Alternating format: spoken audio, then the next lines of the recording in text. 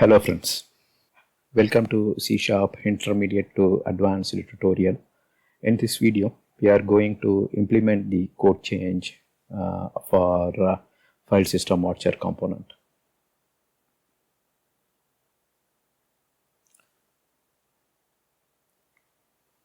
So you can quickly review the previous parts.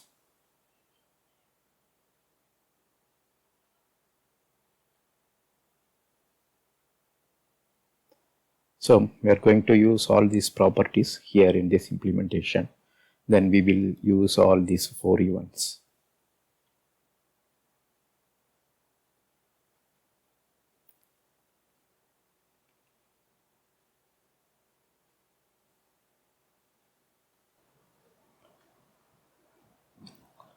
So first we declare 2 member variables. So one is the content. So this content will store the multi-line text box content. So whenever we receive event fired by the FileSystemWatcher, we will update that event in the multi-line text box. So we will be using this string. Then last event file name. So this one we use to avoid something that is happening repeatedly. Say for example, this is the file and you are tracking this file for a modification on a specific folder, and this file is written by, say for example, an external application. So the external application, say a log file, external application will write something, they will commit the change, and if such an event is happening frequently, that means a save will happen multiple times within 1 or 2 seconds. So to track that, here we are using the last event file name, and if such an update, say for example, if it is taking place in a.txt, we don't want to show that a.txt changed multiple times in the multi-line text box. So if the change is happening continuously, so we will just display this once stating a change is recorded, and if next change also on the same file, we won't repeat that in the sense we want to repeatedly show the file content a.txt changed in our multi-line text box. So to track that, we use this variable. When we go to coding, that time we will come to know about this variable. Next, we implement the click event of this close. We know that file system monitor will raise the events in the sense, say for example, file created or file deleted, those kind of events, when this property is set to true. So when we are closing the application, we want to first set this enable rising events to false, then we will close the form. So here is the clear content button handler, and whenever you click this button, we will make use of our txt display. This is our multi-line display text box, the multi-line text box, and we will clear its content. Here we are simply making a call to .clear method, so that will clear the content of the multi-line text box. Next, in our application, we have a folder path to monitor. Here we will be having a folder browser dialog button also, and below we will be having a recursive checkbox to state we want to monitor the file system change on this specific folder as well as all of its subfolder. So once recursive is checked, the monitor will keep watching the file system changes recursively on the specified folder here. Alright, so here is the event handler for that chk recursive checked change. So when this event routine finds the checkbox is in checked state, this is files mon, our file system watcher component. we access its include subdirectories property and we set it to true. Then if we remove the check mark, then we set that property to false. That means if check mark is removed, the file system watcher component will watch for the file system changes only on temp3. It doesn't consider the subfolders and recursive subfolders of the temp3.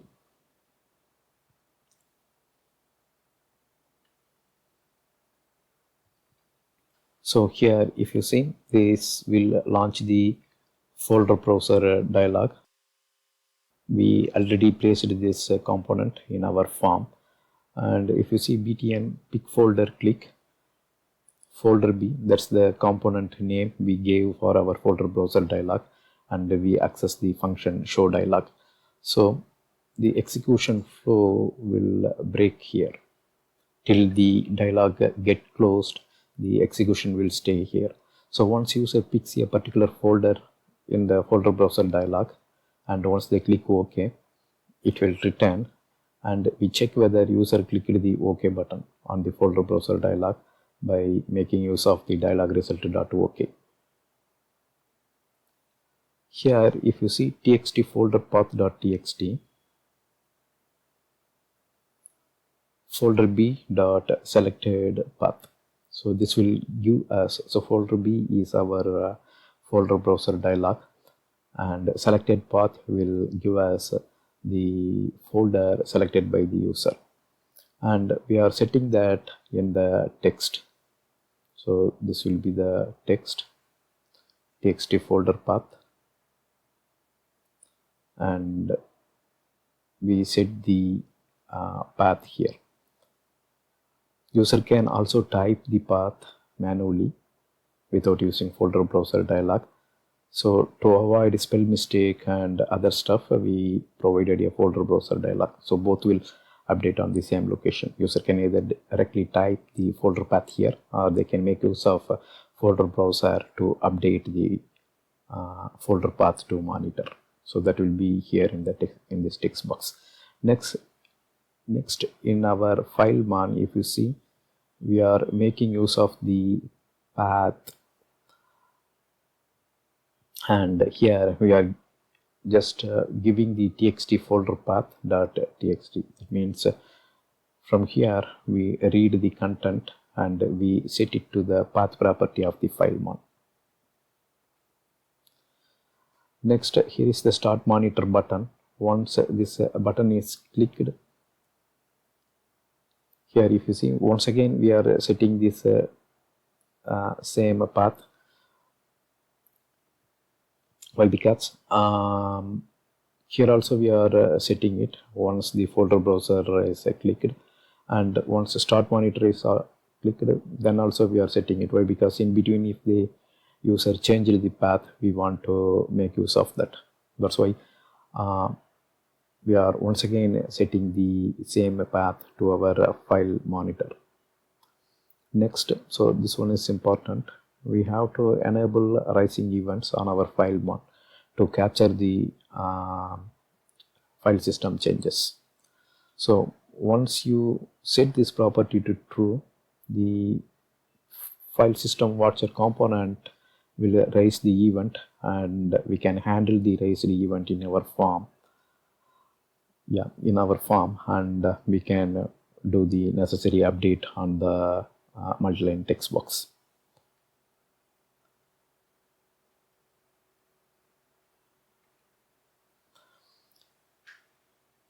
Here we already handled our folder browser dialog click event handler, and if the text content is changed here, that time also we are so from this we are taking the text and we are making sure it's null, it's not null as well as not empty. Then we are enabling this recursive, so this one. So this recursive will get enabled once the text content is changed. So the text content here, So this is the text content, right? This text content can be changed by the user manually or by click of this button, folder browser button. If you see here, we are assigning the txt folder path. So this is the txt folder path, right? So we are assigning it through the folder browser click event, or user can manually type the path also. So in both the cases, we need to enable this recursive. That means once path is given, after that we are enabling this recursive. So when this is empty, we want to keep it in disabled state. That means the recursive checkbox, we want to keep it in the disabled state when path is not provided. So that's what here we are checking. Text changed, txt folder path.txt, and if it is not null, and if it is not empty, then we are enabling it, otherwise we are disabling it.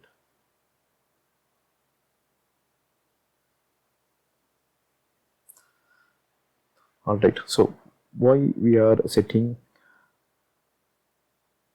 this one? So here, let's say user typed something and then they erased, and when they erased, the text box become empty. So during that time, we will automatically disable this recursive. And if you notice here, we are not checking whether path is valid or not. So the path will be definitely valid when if it is given by the folder browser dialog using this click event.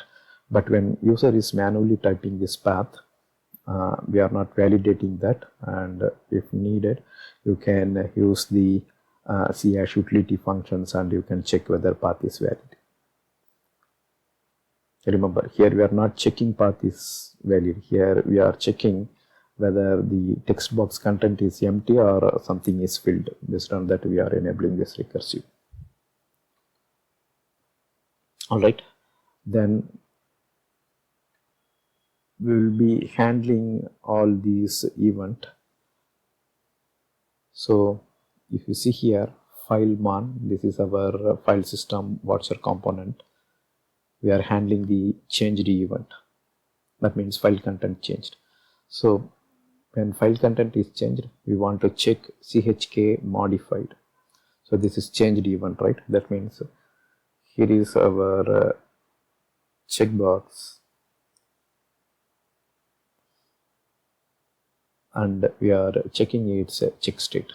When its check state is in checked state and last event file name not equal to e.fullpath. So that means we will come to this part later.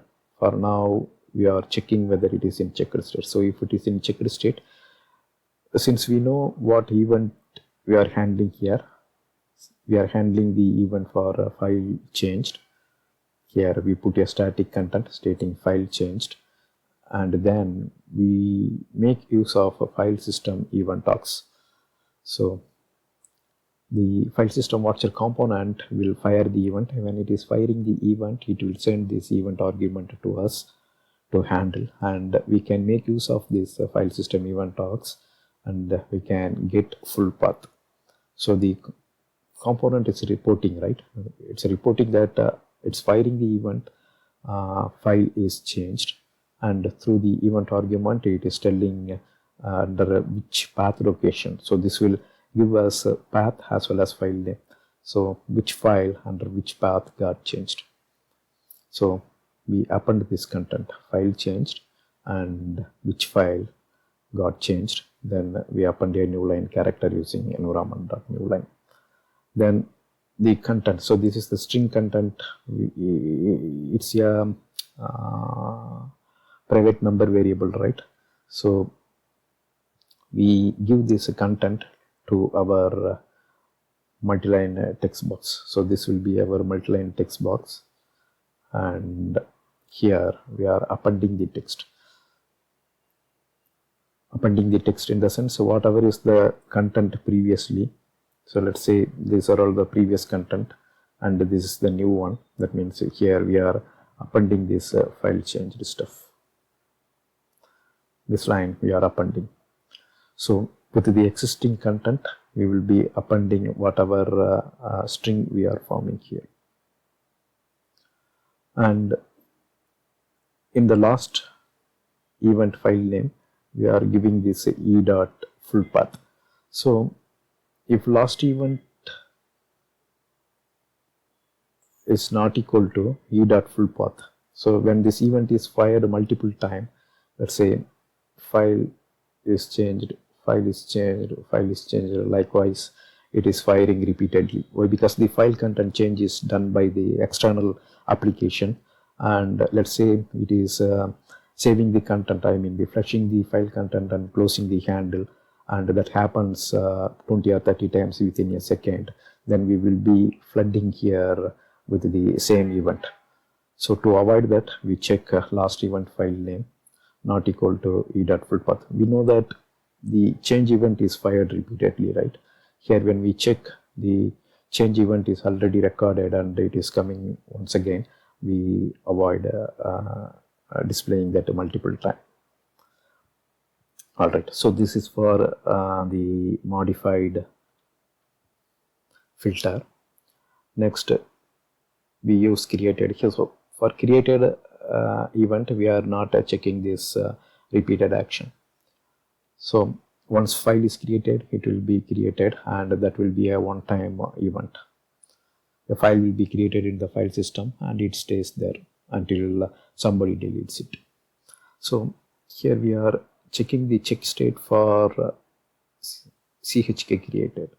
So the first filter is what CHK created, and we are checking that here. When it is in checked state, then we are displaying that content in the multi-line text box. So the code snippets are same. Here also we are recording this. Actually it is not required since we are not using it. Alright, next we are the same way we are handling the deleted event as well as renamed event. So in the renamed event, here if you see, this is file system event args, file system event args, file system event args, but here it is something different, renamed event args. So this renamed event args will give us two information. One is e dot full path, then e dot old full path. Why? Because the content is changed, right? So if your file content, I mean content means file is renamed, let's say abc.txt is renamed as abd.txt. So that means this is the old name and B is the new name. So you can get the old name using old path and a new name using the full path as usual. How we get the full path from our previous event, the same way we will get what is the new file. But to get old, we have to use a different property, old full path, and the object also different here. So it's a renamed event args. In all other cases, it is a file system event args. So if you see here, in all cases, we will be keep on updating our multi-line text box. So if you are monitoring this under a root directory, so definitely the C root will be accessed by the Windows operating system. So if operating system is installed here, definitely this will C root will get more file system changes compared to other partitions. And if these partitions don't have operating system, and it depends. So if there is some SQL server or some other heavy duty components are installed and that keep on changing the file, and those stuff will get monitored if we provide a root directory here. So you may be seeing that this content get filled very quickly. So during that time, suppose if you want to clear the content, you can make use of this clear content. You can use this utility to watch file system changes on your installed program as well.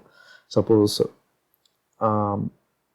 you installed some product, your office product, in some specific folder, C, ABC program files,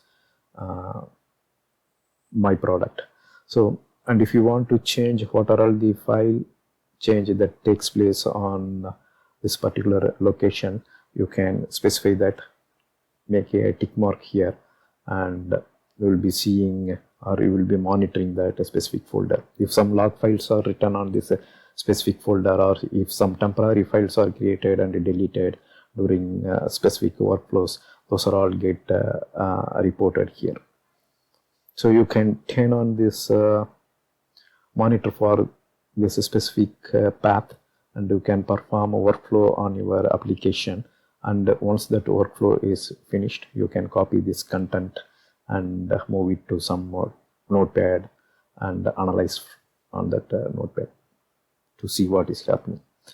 Not only that, you can do a lot of other useful action using this simple utility. Say for example, let's say you are installing a Notepad++ on particular path, then you are installing a specific plugin on that Notepad++, and if you want to know what are all the changes made by the plugin installation, so before this plugin installation you can monitor the path, and after the installation you can copy the content, and that way you will come to know the plugin installation, how it changed the file system, or in which location it placed the binary. All those stuff you can monitor.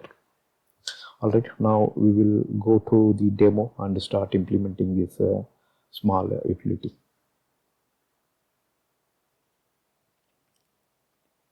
So in the last video we discussed about the form design. Now here I am right clicking and choosing the view code. So we can declare the members. So this is our class, right? So here I am declaring the member variables, content, and last event file name. These two members are already explained in the PowerPoint. Here this is the close, right? Close button. So I'm double clicking here, and here we will be getting the event handler for the close. So enable rising event, we are setting it false, then we are closing our form. Now we will go to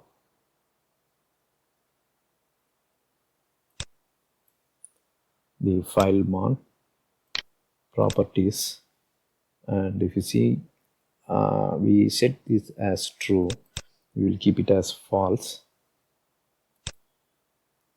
So that's the default. We will make it as true when start monitor is clicked. Alright, now we will go to the code portion.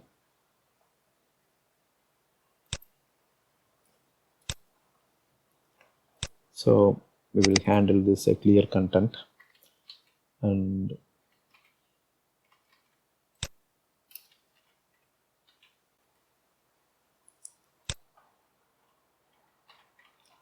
here we are clearing the txt display clear, and if you see, our application will keep on updating this multi-line text box, right? So you can clear the content and it will start updating from the top. So when it is keep on updating, you can clear the content at any point in time.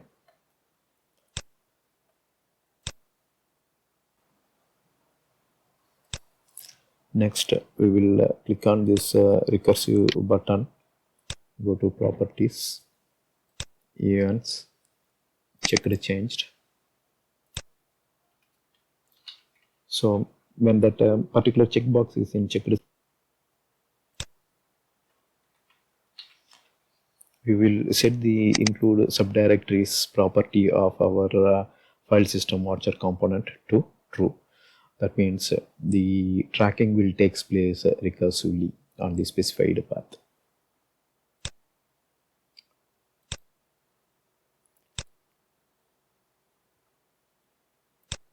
Next, here this is our folder browser dialog instance. So it will be available here. We will handle the click event for this as well.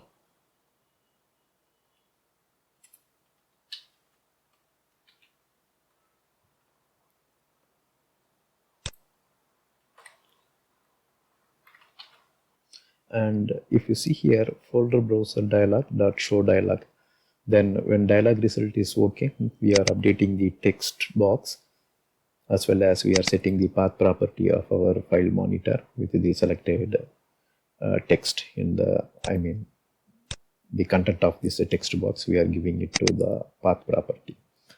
So let me run this once, and if you see here, this is our folder browser dialog, and you can pick a path. So this way you can avoid the error on folder path.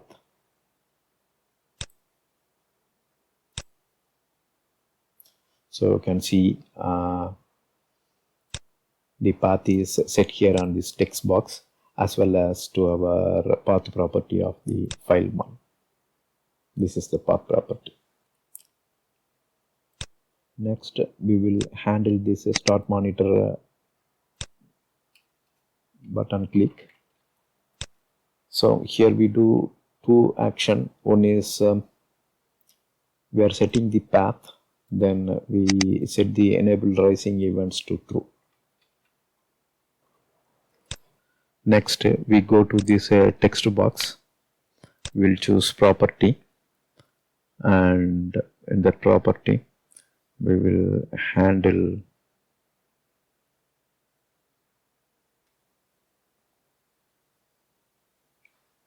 text changed event. So double click here.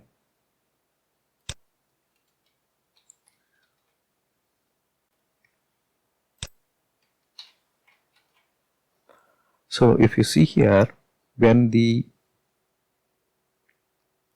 text box txt folder path, so txt folder path, this is the text box txt folder path, and when this text box is empty, we are disabling this, disabling the recursive checkbox. So that means once a folder is selected, then we are enabling it. And if you see here, by default it's in disabled state. Now it got enabled, but this is not a valid path, right?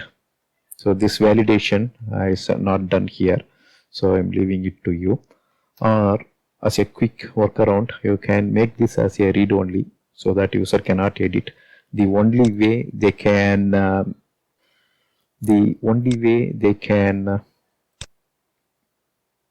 populate that field is by picking a folder. So once it get populated, then the recursive checkbox will get enabled. Next, we need to handle all the events for our file mon. So I selected the FileSystemWatcher component, choosing property, and under the event, so this is the property, and under the event, if you see, there are 4 events: changed, created, deleted, and renamed. Let's say just a double click and generate the events.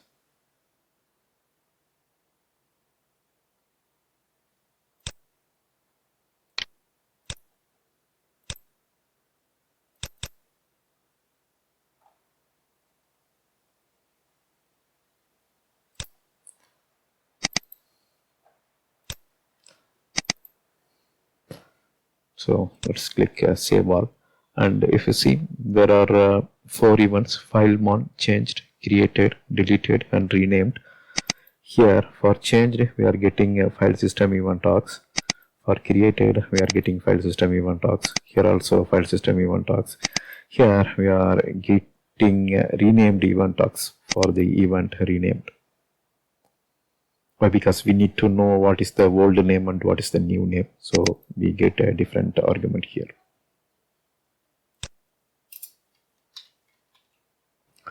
So first we handle the changed event handler. So all the codes are already explained in the slide.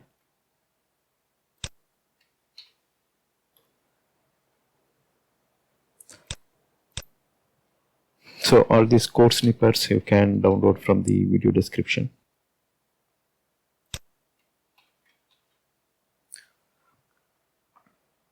So for this renamed, if you see, from a renamed event talks e dot full path, then e dot old full path.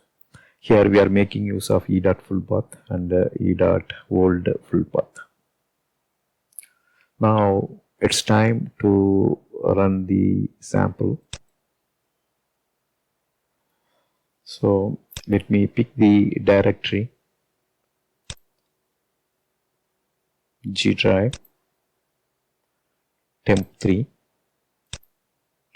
So here I picked a folder. Now let me go to temp3, and before that we will monitor all the file system changes. But you can, if you are interested in specific event, say if you are interested only in the modified, you can place a check mark for this modified only, and you can remove check mark for other 3 checkboxes. Here I am interested in all 4 events. Now we will go ahead and test it. Okay, so let's click on start monitor.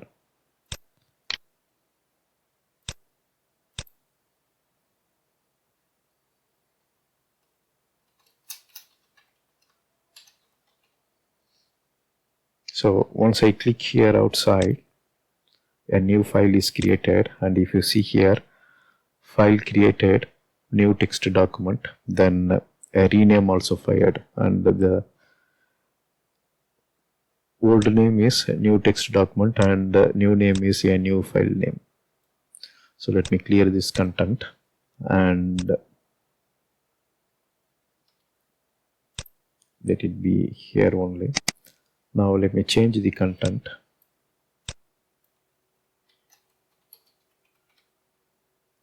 So the file is not yet saved, and if you see, nothing get fired.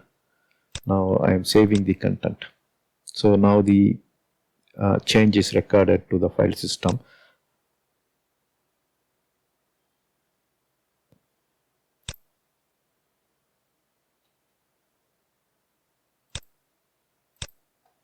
Here I am closing it.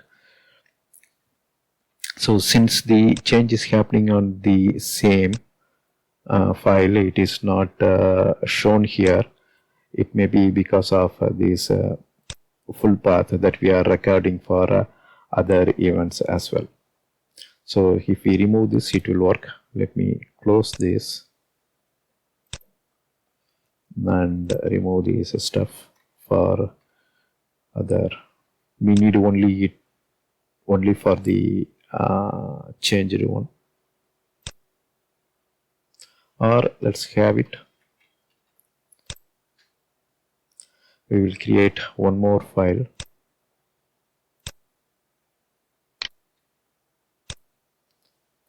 Here I am choosing G drive temp3. Recursive we will do later. And I am clicking start monitor.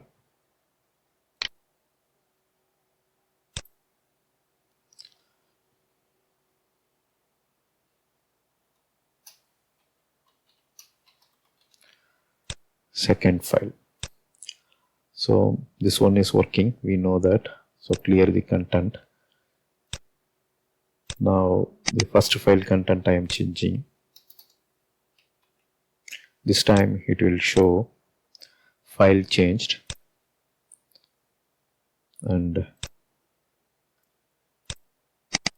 if I change this, that will also get recorded. A new file.txt, that one got changed.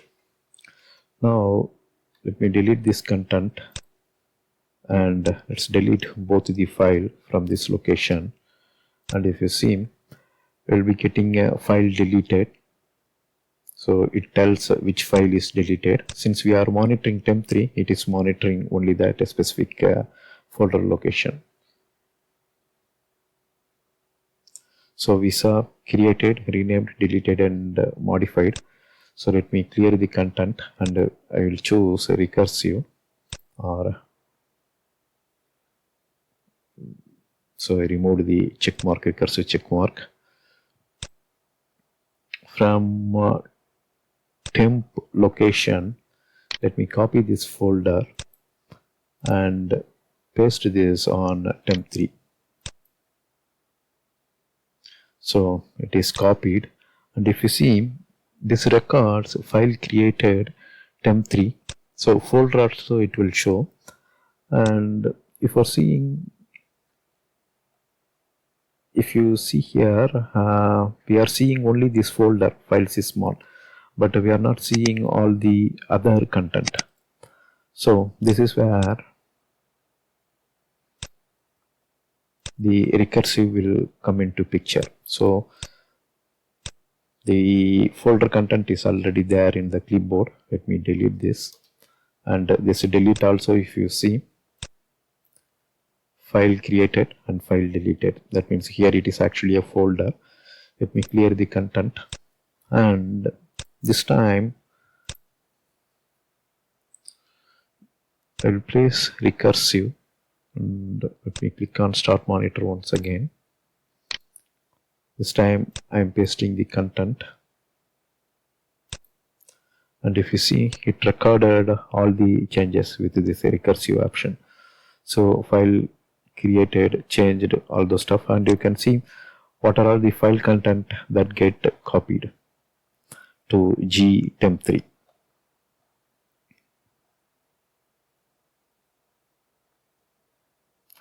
So here you are seeing created as well as changed. Right now, let me remove all this. I am interested in created as well as deleted, and I want to monitor entire G drive recursively. Now this time, from temp2 is empty, right? Okay.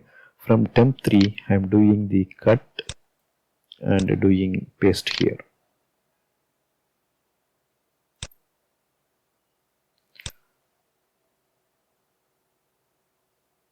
Here if you see, file deleted on temp3 and file created on gtemp2. So there may be some bug here. Let us restart this.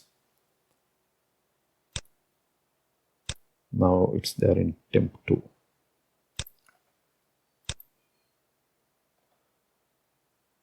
So here I am choosing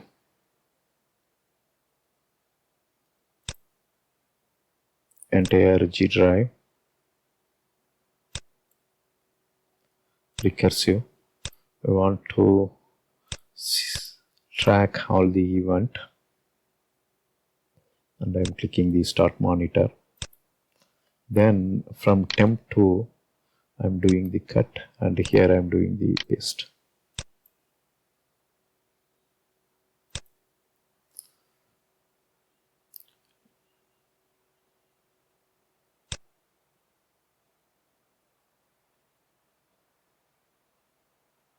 So here it is showing file deleted from temp2, and it is created on temp3. Then it records changed for temp3 as well as temp2. But I thought since recursive is turned on, it will show all the copy operation.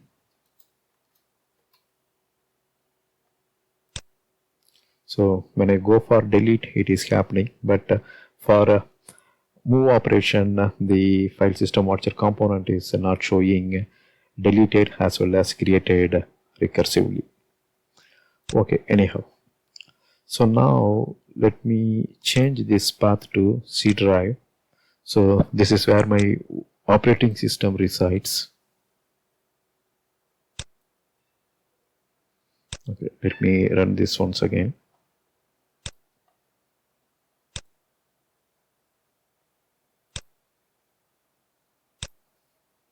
Here I'm choosing a C drive, recursive, choosing all this, and then I'm clicking here. Sorry. Start monitor.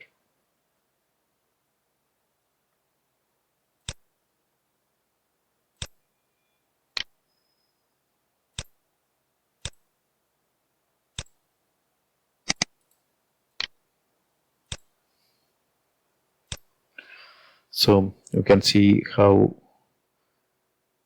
the monitor utility is working. So this way you can track the file system changes, and when you are installing a program you can track a specific folder, say for example C program files, and if you are installing Java you can check that as well.